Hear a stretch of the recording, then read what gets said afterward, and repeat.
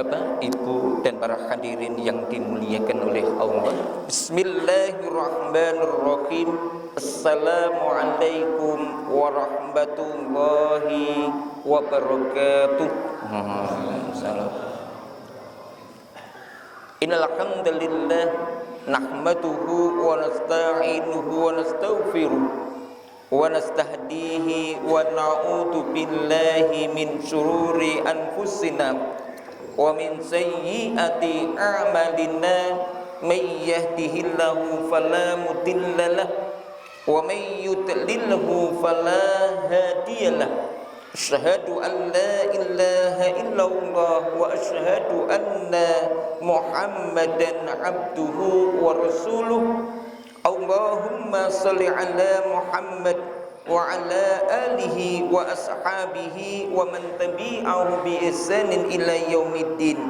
Amma ba'd, fa ya ayyuhal hadirun usikum wa iyaya bi taqwallah faqad fazal muttaqun. Laqad qala Allah ta'ala fi kitabihi a'udzu billahi minasy syaithanir rajim. Inna iddatas syuhuri 'indallahi 12 syahran fi kitabillah yauma khalaqas samawati wal arda minha arba'atun hurum.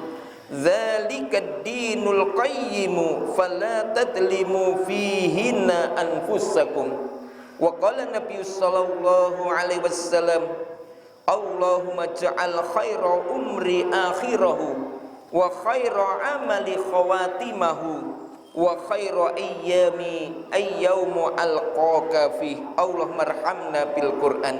Ikhwani fillah arsyadakumullah, puji syukur kehadirat Allah Subhanahu wa taala yang masih memberikan kenikmatan, kesehatan, begitu juga kesempatan kepada kita semuanya sehingga kita bisa hadir, kita bisa datang, kita bisa berkumpul di rumah Allah ini dalam satu pertemuan, dalam satu majlis yang mulia, yaitu majlisul ilm.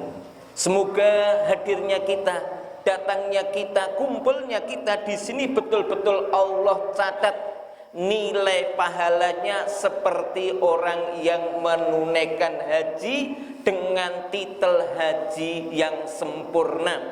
Karena Rasulullah sallallahu alaihi wasallam telah bersabda, man ghada ilal masjidi la yuridu illa ayyata'allama khairan aw yu'allimahu kana lahu ka ajri hajin taman hujjatahu. Barang siapa yang datang ke masjid, tidak ada yang ia cari di tempat itu illa kecuali ayyata'allama khairan, niatnya hendak mempelajari kebaikan, au yu'allimahu, atau niatnya hendak mengajarkan kebaikan, karena lahu adalah pahala bagi orang itu ka ajri hajin, seperti pahalanya orang yang menunaikan haji, taman hujjatahu, sempurna hajinya. Jadi kita ingatkan, hadirnya kita, datangnya ke tempat ini, insya Allah itu pulang nanti membawa titel haji, dan itu tidak perlu antri. Ini satu nikmat yang perlu kita syukuri. Selanjutnya salawat serta salam mari kita haturkan kepada junjungan kita Nabi Agung Muhammad sallallahu alaihi wasallam, yang selama ini kita ikuti tuntunan-tuntunannya, begitu juga yang kita tunggu-tunggu syafaatnya nanti di hari kiamat. Ikhwani fillah arsadakumullah, sebagaimana tema dalam pertemuan malam hari ini, yaitu dalam rangka malam tahun baru Hijriyah, dari tahun 1444 Hijriah masuk kepada tahun 1445 Hijriah. Jadi harapannya bagaimana kita mengisi datangnya bulan baru ini dengan sesuatu yang lebih baik daripada sebelumnya. Makanya ma'asyiral muslimin rahimakumullah, untuk mengawali pertemuan malam hari ini, mari kita bersama-sama berdoa kepada Allah sebagaimana yang disebutkan dalam hadis yang diriwayatkan oleh Ibnu Sunni. Ya, kaitannya kita ngawali pertemuan kita malam hari ini di dalam rangka menyambut malam tahun baru ini dengan doa. Kami minta Bapak Ibu nanti bersama-sama kami yang ngawali dulu. Bismillahirrahmanirrahim. Monggo. Allahumma ja'al khaira umri akhirahu wa khaira amali khawatimahu wa khaira ayyamun alqaka fi. Ya Allah, jadikanlah sebaik-baik akhir umurku di penghujung hayatku. Ya Allah, jadikanlah sebaik-baik amal ibadahku ketika aku menutup kematian. Ya Allah, jadikanlah sebaik-baik hariku hari ketika aku berjumpa dengan Engkau ya Allah. Amin. Bapak, Ibu dan para hadirin yang dimuliakan oleh Allah, ini kita ngawali pertemuan kita pada malam hari ini dengan doa ini. Jadi hadis ini diriwayatkan oleh Ibnu Sunni. Jadi sekali lagi kita pada malam ini memiliki satu bentuk komitmen bersama, bagaimana kita jadikan tahun baru Hijriah nanti jauh lebih baik. Karena di sini tadi kita berdoa, Allahumma ja'al, ya Allah, jadikanlah sebaik-baik umurku akhirah, ketika kami di akhir-akhir penghujung hayatku. Jadi Bapak dan Ibu-ibu dan para hadirin yang dimuliakan oleh Allah, di sini mengingatkan kepada kita bahwa kita menyadari hari ini bahwa umur-umur kita ini banyak yang tidak baik. Kita menyadari bahwa umur-umur kita ini masih banyak terbuang dengan sia-sia. Kita menyadari banyak sekali umur-umur kita ini yang berlalu tanpa ada manfaatnya. Makanya kita berharap nanti adanya tahun baru nanti kita lebih maksimal di dalam rangka menggunakan umur kita. Karena kita ingatkan sekali lagi, ikhwani fiddin arsadakumullah, kita ingatkan bahwa adanya hijrah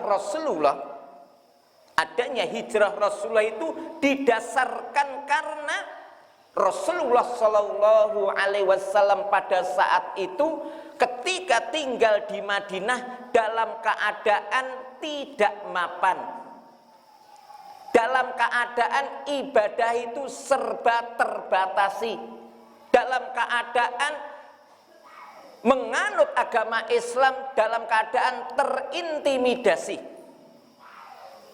Makanya ini sebagaimana banyak dikisahkan di sana, suatu saat ketika Rasulullah Shallallahu Alaihi Wasallam beliau sedang sujud, maka datanglah orang kafir dengan membawa kotoran, kemudian dilemparkan di kepala Rasulullah Shallallahu Alaihi Wasallam. Ini adalah kondisi yang pertama. Kemudian yang kedua juga pernah Rasulullah Shallallahu Alaihi Wasallam ketika sedang berdiri dalam sholat, datanglah Abu Lahab, kemudian dengan membawa selendang, kemudian selendang itu diikatkan di leher Rasulullah Shallallahu Alaihi Wasallam, lalu beliau ditarik. Kalau tidak datang Abu Bakar As-Siddiq, mungkin Rasulullah Shallallahu Alaihi Wasallam pada saat itu celaka. Dan putri beliau Fatimah ketika menyaksikan itu, beliau kemudian menangis, menyaksikan bapaknya dalam keadaan mendapatkan perlakuan yang tidak senonoh. Maka Rasulullah Shallallahu Alaihi Wasallam memberikan pesan kepada Fatimah, "Hai Fatimah, jangan mengkhawatirkanku karena aku senantiasa dijaga malaikat." Ini yang pertama. Kemudian yang kedua juga bahwa apa yang diterima oleh para sahabat itu jauh lebih berat daripada apa yang diterima Rasulullah Shallallahu Alaihi Wasallam. Ini menunjukkan bahwa kondisi sebelum hijrah itu adalah beliau itu dalam keadaan betul-betul dalam keadaan terintimidasi, tersiksa, terbatasi seluruh aktivitas beribadah. Sebagaimana apa yang diterima oleh Bilal bin Rabah ketika beliau memeluk Islam, kemudian di tengah padang pasir yang panas beliau diseret keluar, kemudian dijemur, sedangkan dadanya ditindih batu. Kemudian belum lagi apa yang diterima oleh Khabbab bin Arat ketika beliau itu memeluk Islam, kemudian tuannya datang dengan membawa besi panas memerah, kemudian itu diletakkan di punggung Khabbab bin Arat. Ini sebagaimana beliau ceritakan kepada para sahabat, ya, kemudian mereka kawan menyaksikan ternyata bekas daripada ya besi yang di pundak Khabbab bin Arat itu masih kelihatan sekali. Ini menunjukkan bahwa ketika Rasulullah Shallallahu Alaihi Wasallam di Mekah itu dalam keadaan terintimidasi dan kondisinya tidak normal, maka kemudian Rasulullah Shallallahu Alaihi Wasallam hijrah itu agar apa? Bisa mendapatkan kenyamanan, ketenangan, kondisi baik ketika beribadah kepada Allah Subhanahu wa Ta'ala. Maka begitu juga kita hari ini, ikhwani fillah arsadakumullah, kita berharap bahwa sebagaimana doa yang kita panjatkan tadi, di dalam rangka kita menyambut datangnya malam malam tanggal bulan baru Hijriyah ini menjadi momen penting bagaimana kita memperbaiki daripada apa-apa yang selama ini belum baik. Bagaimana ketika umur-umur kita kemarin itu mungkin banyak terbuang sia-sia. Kita menyadari Pak, bahwa selama ini banyak sekali waktu-waktu kita itu berlalu tanpa ada nilai ibadah. Maka harapannya kita adalah setelah ini nanti kita jauh lebih baik. Waktu-waktu kita ini betul-betul bernilai. Karena kita katakan sana bahwasannya ada salah seorang sahabat mengatakan bahwasannya, dinyatakan bahwasannya ilmu itu bermanfaat ketika diamalkan, dan waktu itu bermanfaat ketika diisi dengan ketaatan. Maka ikhwani fiddin arsadakumullah, kita berharap dengan adanya tahun baru nanti kita ini bisa lebih maksimal di dalam rangka mengisi umur kita, hingga ketika kita nanti di penghujung hayat betul-betul kita berada di puncak kebaikan umur kita yang Allah berikan kepada kita. Ini yang pertama. Kemudian yang kedua tadi, Allahumma ja'al khaira amali khawatimahu. Kita juga senantiasa berdoa bagaimana Allah Subhanahu wa Ta'ala menjadikan amal ibadah terbaik kita itu bisa kita lakukan ketika kita menjelang akhir-akhir hayat, di penghujung kematian kita. Artinya ikhwani fiddin arsadakumullah, ini mengingatkan kepada kita semuanya. Saya yakin hari ini banyak sekali amal-amal kita belum maksimal. Makanya ikhwani fiddin arsadakumullah, yang pertama yang perlu kita perbaiki amal-amal kita, termasuk amalul qalb. Kalaulah sebelumnya kita di dalam rangka menyambut datangnya malam tahun baru, apalagi ini adalah bahasa Jawa adalah malam 1 Suro, di mana masyarakat kita meyakini malam 1 Suro ini malam keramat. Makanya ada yang mengatakan malam 1 Suro itu adalah ya malam di mana setan-setan itu gentayangan. Maka ini harus kita robah keyakinan itu. Ya, harus kita robah keyakinan itu bahwa malam 1 Suro, malam tanggal 1 bulan Hijriah itu merupakan malam terbaik. Dan kita hapus keyakinan yang tidak benar itu. Karena apa? Rasulullah Shallallahu Alaihi Wasallam mengingatkan kepada kita, la adwa wala tiyarota wala nau'a wala gula wala sofaro. Rasulullah Shallallahu Alaihi Wasallam mengingatkan kepada kita Jadi ini menjadi hijrah kita dari keyakinan yang tidak benar menjadi keyakinan yang benar. Yang pertama adalah dari keyakinan yang sebelumnya tidak benar, di mana masyarakat kita meyakini malam Suro, malam tanggal 1 Suro itu mereka meyakini malam dikatakan tundon demit. Apa itu tundon demit? Jadi setan-setan itu berkumpul mencari mangsa, maka dikatakan tundon demit. Sehingga mereka meyakini, ya, mereka meyakini barang siapa yang mengadakan kegiatan perayaan rame-rame di bulan Suro, maka mereka menganggap mereka akan celaka. Ini jelas satu bentuk keyakinan yang tidak benar. Mereka menganggap bahwasanya seakan-akan bulan Muharram itu bulan pendatang kecelakaan. Bulan Suro seakan-akan bulan yang bisa mendatangkan manfaat dan madarat. Maka harapannya setelah ini nanti kita sudah berubah, bahwa bulan Suro bulan yang bagus, bulan yang baik, kita melakukan aktivitas-aktivitas yang baik. Karena Rasulullah Shallallahu Alaihi Wasallam sudah bersabda, la adwa wala tiyarota wala hamata wala sofaro wala nau'a wala gula, yang artinya la adwa, tidak ada satu penyakit yang mengenai seseorang, ya, kecuali atas kehendak Allah. Ini yang pertama, la adwa wala tiyarota, dan tidak ada burung yang bisa mendatangkan kesialan dan kecelakaan. Karena apa? Keyakinan kita orang Jawa itu kalau di atas rumah kita itu ada burung buak, ada burung gagak, itu dalam perasaan kita itu sialan. Ya, ini burung itu pendatang musibah. Atau juga kita punya keyakinan, ini kira-kira yang mau mati siapa? Maka Rasulullah datang, la tiyarota, tidak ada burung pendatang sial, tidak ada burung pendatang kecelakaan. La tiyarota.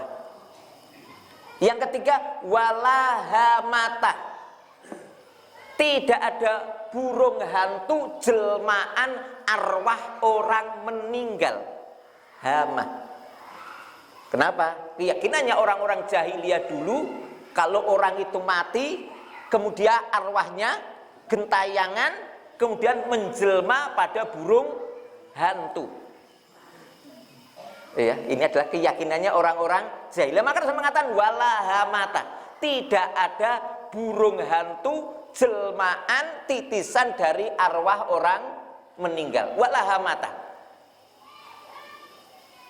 Kemudian yang keempat, wala sofaro, tidak ada bulan Safar pendatang sial.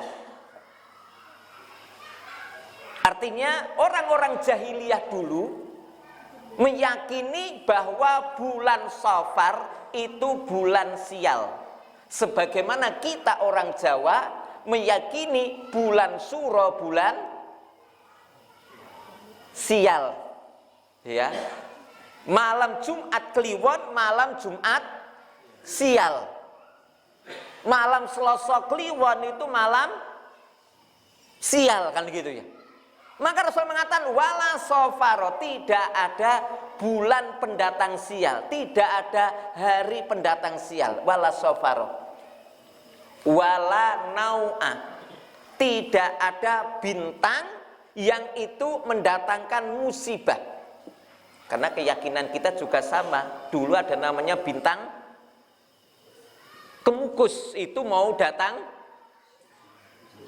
musibah gitu ya. Jadi, iya, wala nau'ah, tidak ada. Kemudian biasanya wala hula, tidak ada genderuwo yang bisa mencelakakan orang. wala gula, tidak ada genderuwo yang bisa mencelakakan orang. Artinya apa? Orang-orang jahiliyah itu sudah meyakini bahwa ada genderuwo-genderuwo yang mereka itu suka mengganggu orang, suka menyembunyikan orang. Maka Rasulullah membantah keyakinan itu dengan wala gula. Maka ikhwani fillah arsadakumullah, harapannya dengan kajian ini nanti kita berubah pikiran kita. Kita selama ini sudah menghapus keyakinan-keyakinan yang itu berbau syirik. Kita mulai hijrah kepada pemahaman yang benar. Makanya Rasulullah Shallallahu Alaihi Wasallam mengingatkan kepada kita, ketika ada salah seorang sahabat yang datang kepada Rasulullah Shallallahu Alaihi Wasallam menceritakan tentang adanya seekor burung yang terbang di depannya, dengan menyatakan dzukirati tiyaratu inda Nabi sallallahu alaihi wasallam faqala ahsanuha al-fa'lu wala taruddu musliman fa idza ra'a ahadukum may yakrahu falyakul Allahumma la ya'ti bil hasanati illa anta wala yadfa'i sayyi'ati illa anta wala haula wala quwata illa bik. Hadis riwayat Imam Ahmad. Dzukirati tiyarah. Jadi bagaimana kita hijrah dari pemahaman syirik kepada pemahaman tauhid. Dan ternyata pemahaman syirik ini dulu masih banyak juga dipahami oleh para sahabat. Sebagaimana kita hari ini setelah masuk Islam, ternyata masih banyak sekali pemahaman-pemahaman kita yang masih bercampur dengan kesyirikan. Seperti tahayul-tahayul tadi. Sebagaimana tahayul yang menimpa para sahabat pada dzukirati tiyarah. Ada salah seorang sahabat ketika menghadap Rasul menceritakan, ya Rasulullah, ketika saya tadi mau menghadap engkau, ada seekor burung yang lewat depan saya. Kemudian orang mengatakan, ya Rasulullah, ini kira-kira ini memberikan maksud apa? Ada isyarat apa? Sebagaimana keyakinan kita. Kalau keyakinan kita dahulu, ketika kita itu mau pergi, mungkin apakah malam, kemudian ketika ada ular kok lewat depan kita, kemudian kita mengambil kesimpulan, ini kelihatannya ular itu menggak saya agar tidak jadi pergi. Akhirnya balik. Lah ini berarti keyakinan yang tidak benar. Ya, ini namanya tiarah. Tiarah. Atau juga sama, ya, ketika ada burung, ya, apa namanya? Apakah itu burung gagak atau burung perenjak? Kemudian kita keyakinan bahwasanya kalau burung perenjak itu mau ada tamu. Nah, nih, kita lebih percaya dengan burung perenjak daripada takdir Allah. Ini sahabat lain seperti itu. Maka Rasulullah Shallallahu Alaihi Wasallam menjawab, ahsanuha al-fa'lu. Yang paling bagus kamu optimis. Kamu nggak usah percaya dengan tahayul. Bahasanya Jawa itu gugon tuhon. Ngertos nggih? Gugon tuhon. Wala tarudu musliman, dan jangan sampai seorang muslim mengurungkan niatnya, menunda niatnya untuk berbuat baik hanya karena melihat, mendengar barang-barang kayak begitu. Fa idza ra'a ahadukum, apabila salah seorang di antara kamu melihat sesuatu yang ia benci, kayak tadi mungkin ketika kita ini berjalan malam, kemudian kok ada ular lewat depan kita, atau mungkin ketika kita keluar malam kok di rumah, di atas rumah kita ada suara burung gagak, ya. Atau mungkin ketika kita itu di rumah kemudian kita kejatuhan cecak, maka apa? Supaya kita ini berdoa, Allahumma la ya'ti bil hasanati ila anta wa la yadfa'is sayyi'ati ila anta wa la haula wa la quwata illa bika. Ini penting. Jadi supaya apa? Jadi hijrah dari keyakinan syirik kepada keyakinan tauhid. Apa itu? Allahumma la ya'ti bil hasanati lan. Ya Allah, tidak ada yang bisa mendatangkan kebaikan-kebaikan kecuali Engkau ya Allah. Wala yadfa'is sayyi'ati illa anta. Tidak ada yang mampu mencegah keburukan-keburukan musibah kecuali Engkau ya Allah. Wala haula wala quwata illa bik. Tidak ada daya, tidak ada kekuatan kecuali hanya datangnya dari Engkau ya Allah. Ini yang pertama. Jadi hijrah keyakinan, dari keyakinan syirik menuju keyakinan tauhid. Jadi kita ingatkan ya. Jadi ini yang paling penting. Kemudian yang kedua juga adalah ya, jadi hijrah. Kemudian juga dari hijrah yang selama ini kita belum maksimal ibadah, menjadi bagaimana ibadah kita lebih maksimal. Karena kita berdoa, Allahumma ja'al khaira amali khawatimahu. Bagaimana kita ini berdoa bahwasanya ya di akhir hayat kita nanti amal kita menjadi yang terbaik. Maka ikhwani fiddin arsadakumullah, bahwa kita tidak akan mungkin bisa menutup amal kita dengan amal yang terbaik. Kita tidak mungkin bisa mengakhiri hidup kita dengan akhir hidup yang baik, kecuali kita tahu kaitannya tentang amal-amal ibadah apa yang bisa kita lakukan di saat itu. Makanya ikhwani fiddin arsadakumullah, maka agar kita bisa tahu seperti itu, maka kita harus tahu amal-amal ibadah apa yang bisa kita lakukan saat ini. Karena apa ikhwani fiddin arsadakumullah? Karena sekali lagi kita tidak tahu kapan kita mati dan di mana kita nanti mati, kan begitu ya? Kita tidak tahu kapan kita mati dan di mana kita mati. Karena kita tidak tahu kapan kita mati dan di mana kita mati, maka kita berusaha setiap saat amal kita terbaik. Makanya ikhwani fiddin arsadakumullah, maka di bulan baru Muharram ini dan di tahun baru ini, bagaimana setiap saat amal-amal kita menjadi terbaik. Kita harus tahu kapan waktu-waktu terbaik. Ini yang pertama, kita harus tahu kapan waktu-waktu itu terbaik. Apa? Untuk melakukan kebaikan.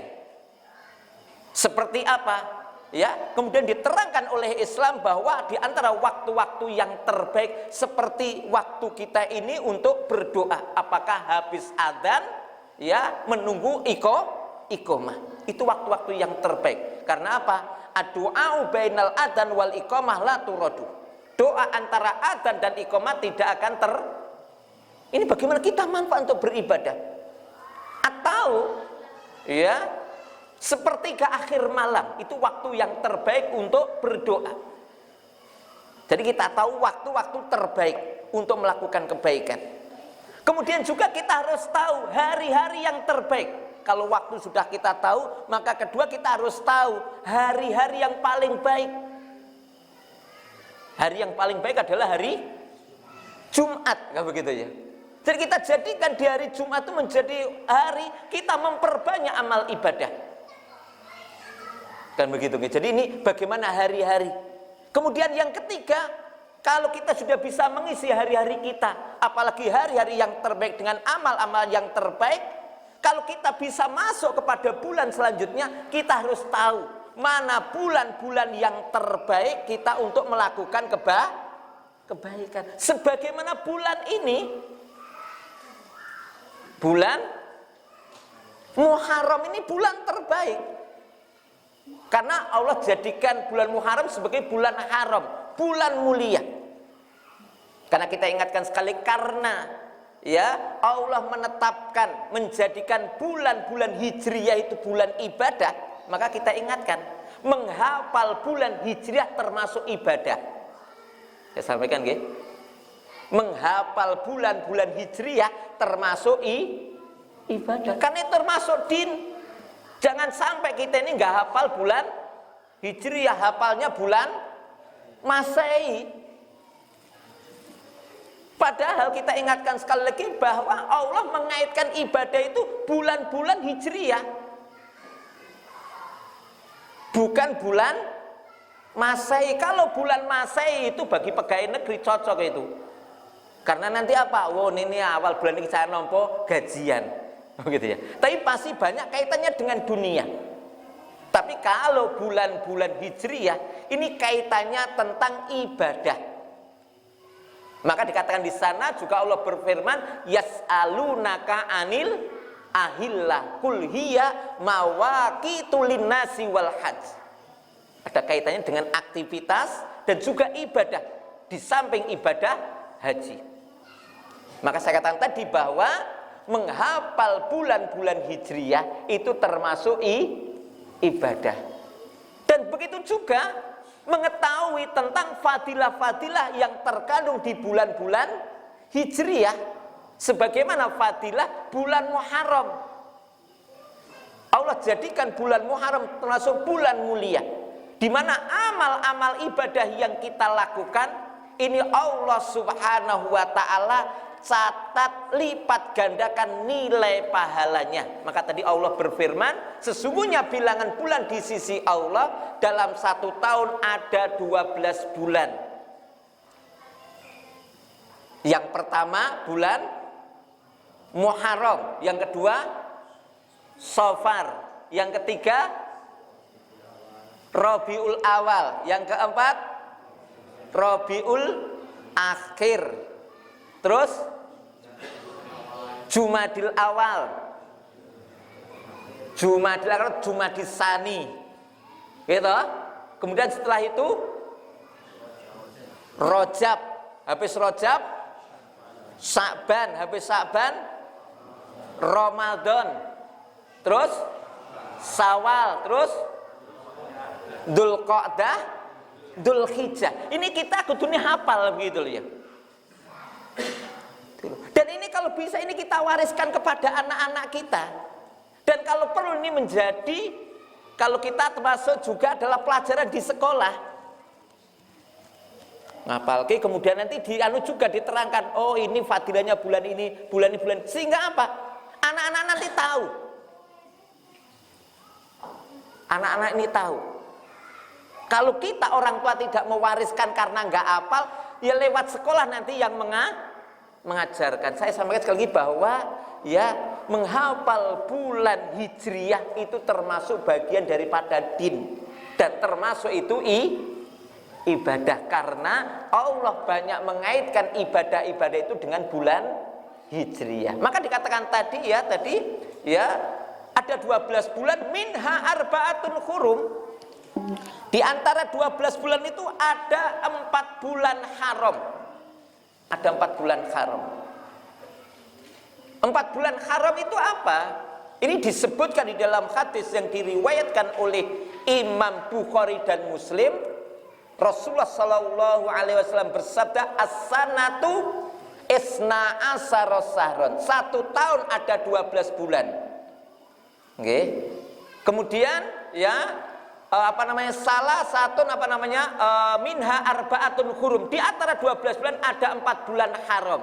Salah satu mutawaliyatun, 3 bulan haram terus. Pertama Dzulqa'dati wa Dzulhijjati wal Muharram. Kenapa ini disebut bulan haram? Dari qaidah itu kata ma'adun, duduk. Makanya kalau ma'adun itu artinya kursi. Kenapa Dzulqa'dah itu ya kursi kok menjadi bulan Dzulqa'dah? Karena orang-orang Arab zaman dulu itu berhenti perang. Iya, berhenti perang. Persiapan duduk, mereka berhenti perang, persiapan untuk naik haji. Makanya dikatakan 3 bulan ini dikatakan bulan haji,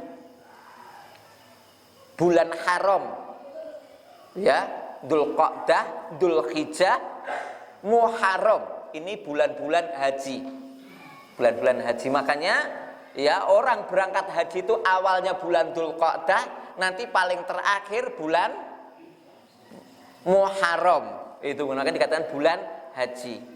Kenapa 3 dikatakan bulan haram? Ya, ini supaya apa? Ya dikatakan bulan haram, haram perang, haram berbuat dosa.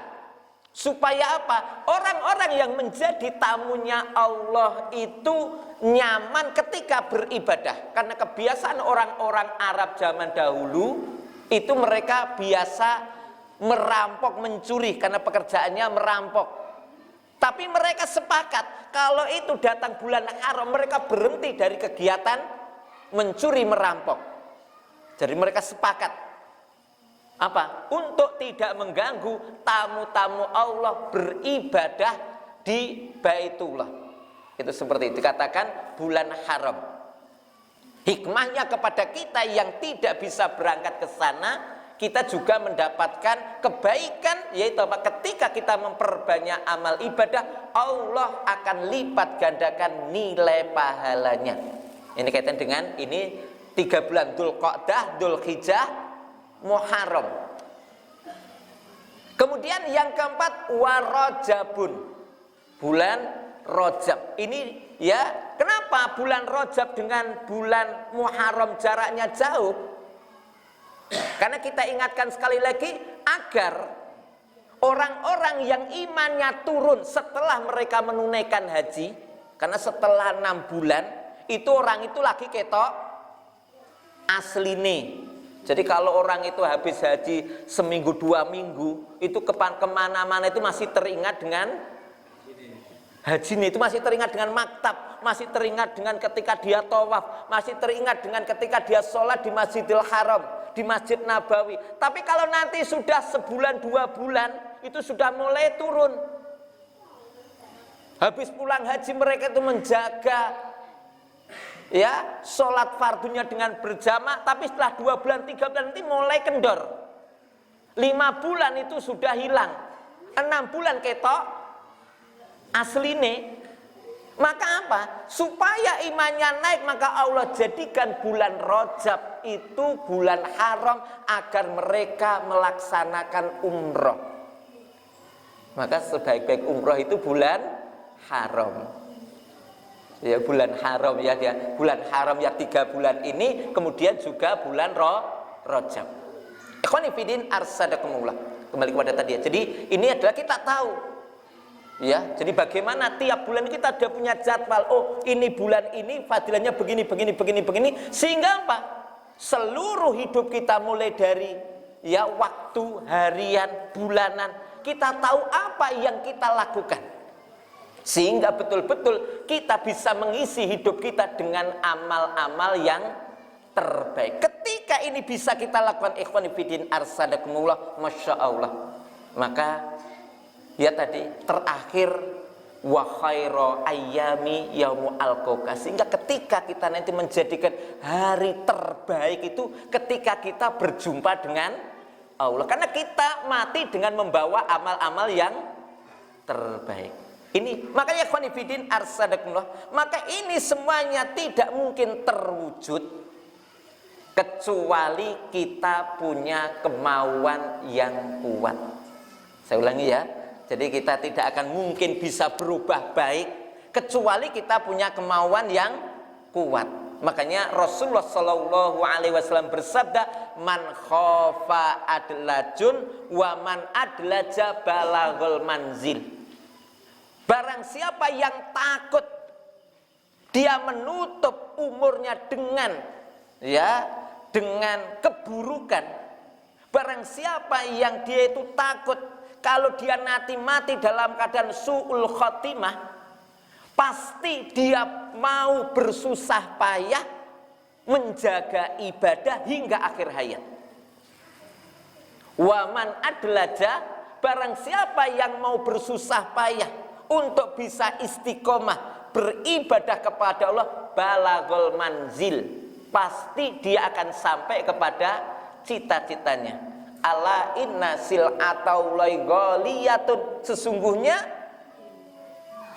dagangan Allah itu mahal. Ala inna sil'atallahi ingatlah sesungguhnya dagangan Allah itu namanya jannah. Itu yang pertama. Kemudian juga diingatkan pesannya Imam Ibnul Qayyim al-Jauziyah juga, beliau mengatakan dalam kitab Al-Fawaid, beliau menyatakan bahwa al-matlabul a'la mauqufu husulihi ala himmatin aliyatin wa niyatin sahihatin, bahwa ya derajat yang tinggi, posisi yang tinggi itu tidak akan mungkin bisa diraih kecuali dengan dua perkara: himmah aliyah, kemauan yang kuat, wa niyatin sahihatin, dan niat yang benar. Waman faqadani, barang siapa yang pada dirinya hilang dua perkara ini, ta'adzara husulahu, maka dia terlambat untuk bisa meraih apa yang ia cita-citakan. Ini sebagaimana pesan Imam Ibnul Qayyim dalam kitab Al-Fawaid. Makanya ikhwani fiddin arsadillah, maka mari kita jadikan tahun baru Hijriyah ini, tahun 1445 Hijriah ini sebagai tahun kita lebih memperbaiki diri. Kita harus lebih baik, kita harus lebih baik. Kalau sebelumnya ada kekurangan, mari kita tutupi, kita jaga. Dan kita juga harus tahu mana waktu-waktu yang terbaik, mana hari-hari yang terbaik, dan mana bulan-bulan yang terbaik. Kemudian mari kita isi dengan amal-amal kebaikan. Insya Allah kalau ini senantiasa kita jaga, insya Allah apa yang kita cita-citakan, apa yang kita doakan, insya Allah akan dikabulkan oleh Allah Subhanahu wa ta'ala. Ini ikhwani fiddin arsadakumullah yang kita sampaikan pada kesempatan malam hari ini di dalam rangka mengisi adanya tahun baru Hijriyah ini. Maka semoga Allah Subhanahu wa ta'ala senantiasa membimbing kita, menunjukkan kepada kita jalan-jalan keselamatan, dan menjauhkan kita dari perbuatan keji, baik yang tampak ataupun yang tersembunyi. Demikian yang dapat kami sampaikan pada kesempatan malam hari ini. Kurang lebihnya mohon maaf. Subhanaka Allahumma bihamdika asyhadu an la ilaha illa anta astaghfiruka wa atubu ilaik. Akhir wa kalam, billahi taufiq wal hidayah. Wassalamualaikum warahmatullahi wabarakatuh.